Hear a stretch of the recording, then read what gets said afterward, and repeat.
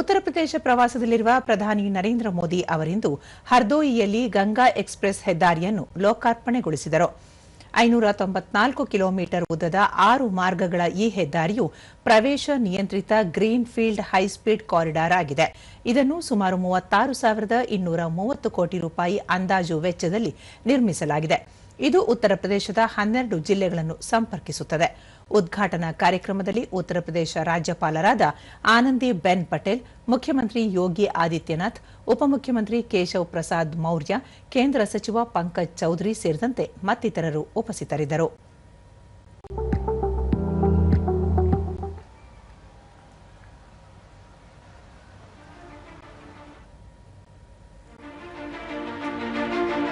बेहतर रास्ते सिर्फ दूरी नहीं, सपनों को भी करीब लाते हैं। सुपर फास्ट सड़कें केवल यात्रा को आसान नहीं बनाती, बल्कि गांवों और शहरों को जोड़कर रोजगार, व्यापार और औद्योगिक प्रगति को बढ़ावा भी देती हैं। यशस्वी प्रधानमंत्री श्री नरेंद्र मोदी जी के इसी विजन के अनुरूप रिकॉर्ड समय में बनाया गया है नेक्स्ट जनरेशन इंफ्रास्ट्रक्चर का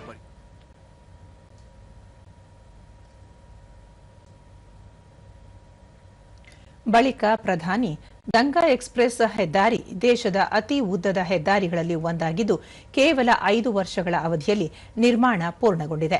ಇದೀಗ ಈ ಹೆದ್ದಾರಿಯ ವಿಸ್ತರಣೆಗೂ ಚಾಲನೆ ನೀಡಲಾಗಿದ್ದು ಮೀರತ್ನಿಂದ ಹರಿದ್ವಾರದವರೆಗೆ ಈ ಹೆದ್ದಾರಿ ವಿಸ್ತರಣೆಗೊಳ್ಳಲಿದೆ. ಈ ಹೊಸ ಹೆದ್ದಾರಿಯ ನಿರ್ಮಾಣದಿಂದ ಉತ್ತರ ಪ್ರದೇಶದಲ್ಲಿ ವಿಕಾಸದ ನೂತನ ಪರ್ವ ಆರಂಭಗೊಳ್ಳಲಿದ್ದು ಉಜ್ವಲ ಭವಿಷ್ಯದ ದ್ಯೋತಕವಾಗಿದೆ. 12 ಜಿಲ್ಲೆಗಳನ್ನು ಸಂಪರ್ಕಿಸುವ 594 ಕಿಲೋಮೀಟರ್ ಉದ್ದದ ಹೆದ್ದಾರಿಯು ಕೈಗಾರಿಕಾಭಿವೃದ್ಧಿ ಮತ್ತು ಮೂಲಸೌಕರ್ಯ ಉತ್ತೇಜನ, ಉದ್ಯೋಗಾವಕಾಶಗಳ ಸೃಷ್ಟಿಗೆ ಪೂರಕವಾಗಿದೆ ಎಂದರು. ಮೂಲಸೌಕರ್ಯ ದೇಶದ ತ್ವರಿತ ಪ್ರಗತಿಯ ಪ್ರತಿಬಿಂಬವಾಗಿದೆ. ಗಂಗಾ ಎಕ್ಸ್‌ಪ್ರೆಸ್ ವೇ ಆರಂಭದಿಂದ ವಿಪುಲ ಅವಕಾಶಗಳು ಸೃಷ್ಟಿಯಾಗಲಿದ್ದು ಉತ್ತರ ಪ್ರದೇಶದ ಒಂದು ತುದಿಯಿಂದ ಮತ್ತೊಂದು ತುದಿಗೆ ಸಂಪರ್ಕ ಕಲ್ಪಿಸಲಿದೆ. ಇದರಿಂದ ರಾಷ್ಟ್ರೀಯ ರಾಜಧಾನಿ ಪ್ರದೇಶದಲ್ಲಿ ವಿಶಾಲ ಅವಕಾಶಗಳಿಗೂ ತೆರೆಯಲಿದೆ ಎಂದು ಹೇಳಿದರು. ಸಾವಿರಾರು ವರ್ಷಗಳಿಂದ ಗಂಗಾ ನದಿ ಉತ್ತರ ಪ್ರದೇಶಕ್ಕೆ ಜೀವನಾಡಿಯಾಗಿರುವಂತೆ ಈ ಎಕ್ಸ್‌ಪ್ರೆಸ್ ಹೆದ್ದಾರಿಯೂ ಕೂಡ ರಾಜ್ಯದ ಅಭಿವೃದ್ಧಿಯ ಹೊಸ ಜೀವನಾಡಿಯಾಗಲಿದೆ. ಕೈಗಾರಿಕಾ ಹೂಡಿಕೆ, ಲಾಜಿಸ್ಟಿಕ್ಸ್, ಕೃಷಿ ಮಾರುಕಟ್ಟೆ ಮತ್ತು ಪ್ರಾದೇಶಿಕ ಸಮತೋಲನಕ್ಕೆ ಈ ಹೆದ್ದಾರಿ ಪೂರಕವಾಗಿದೆ ಎಂದ ಅವರು, ಭಾರತೀಯ ವಾಯುಪಡೆಯ ವಿಮಾನಗಳ ತುರ್ತು ಟೇಕ್ ಆಫ್ ಮತ್ತು ಲ್ಯಾಂಡಿಂಗ್ಗೆ ಅನುಕೂಲವಾಗುವಂತೆ ಶಹಜಹಾನ್ಪುರದಲ್ಲಿ 3.5 ಕಿಲೋಮೀಟರ್ ಉದ್ದದ ಏರ್ ಸ್ಟ್ರಿಪ್ ಅನ್ನು ಸಹ ಈ ಹೆದ್ದಾರಿ ಒಳಗೊಂಡಿರುವುದು ವಿಶೇಷವಾಗಿದೆ ಎಂದು ಹೇಳಿದರು. ಪಶ್ಚಿಮ ಬಂಗಾಳದಲ್ಲಿ 2ನೇ ಹಂತದ ಚುನಾವಣೆಯಲ್ಲಿ ತ್ವರಿತಗತಿಯಲ್ಲಿ ಮತದಾನ ನಡೆಯುತ್ತಿದ್ದು ಜನತೆ ಪ್ರಜಾಪ್ರಭುತ್ವದ ಉತ್ಸವದಲ್ಲಿ ಉತ್ಸಾಹದಿಂದ ಪಾಲ್ಗೊಂಡಿದ್ದಾರೆ. ದೇಶದ ಸಂವಿಧಾನ ಮತ್ತು ಪ್ರಜಾತಂತ್ರದ ರಕ್ಷಣೆಯಲ್ಲಿ ಮತದಾನ ಪ್ರಮುಖ ಪಾತ್ರ ವಹಿಸುತ್ತದೆ ಎಂದು ತಿಳಿಸಿದರು. ಇದೀಗ ನಡೆಯುತ್ತಿರುವ ಪಂಚರಾಜ್ಯಗಳ ಚುನಾವಣೆಯಲ್ಲೂ ಬಿಜೆಪಿ ಪ್ರಚಂಡ ಗೆಲುವು ಸಾಧಿಸಲಿದೆ. ಆ ಮೂಲಕ ಅಭಿವೃದ್ಧಿಯ ಹೊಸ ಯುಗಕ್ಕೆ ಪೂರಕ ಬೆಂಬಲ ದೊರೆಯಲಿದೆ ಎಂದು ವಿಶ್ವಾಸ ವ್ಯಕ್ತಪಡಿಸಿದರು. मां गंगा के सानिध्य में ही रहा हूं। 24 अप्रैल को मैं जब बंगाल में था तो मां गंगा के दर्शन किए थे और फिर कल तो मैं काशी में था, आज सुबह ही फिर बाबा विश्वनाथ, मां अन्नपूर्णा और अब मां गंगा के नाम पर बने इस एक्सप्रेस वे के लोकार्पण का अवसर मिला है। मुझे खुशी है कि यूपी सरकार ने इस एक्सप्रेस वे का नाम मां गंगा के नाम पर रखा है। इसमें विकास का हमारा विजन भी झलकता है और हमारी विरासत के भी दर्शन होते हैं।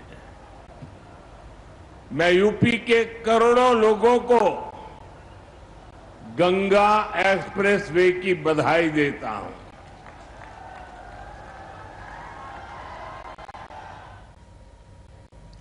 ಮುಖ್ಯಮಂತ್ರಿ ಯೋಗಿ ಆದಿತ್ಯನಾಥ್ 2014ರ ಬಳಿಕ ಉತ್ತರ ಪ್ರದೇಶದಲ್ಲಿ ಅಭಿವೃದ್ಧಿಯ ಹೊಸ ಯುಗ ಆರಂಭವಾಗಿದ್ದು ಮೂಲಸೌಕರ್ಯ, ಉದ್ಯೋಗ ಸೃಷ್ಟಿ ಸೇರಿದಂತೆ ಮಹತ್ವದ ವಲಯಗಳಿಗೆ ಆದ್ಯತೆ ನೀಡಲಾಗಿದೆ.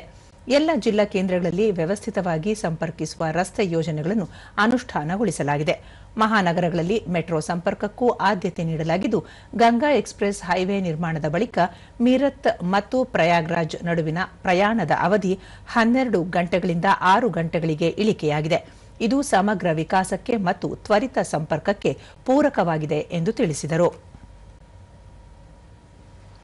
हम लोगों ने 18,000 एकड़ लैंड अन्नदाता किसानों से लिया है और इस पर बनने वाले जो इंडस्ट्रियल क्लस्टर और लॉजिस्टिक हब हैं, इनमें भी लगभग 7,000 एकड़ लैंड अलग अलग स्थानों पर लेकर के नए निवेश और उसके माध्यम से नौजवानों के लिए नए रोजगार की संभावनाओं को भी आगे बढ़ाने का कार्य किया है।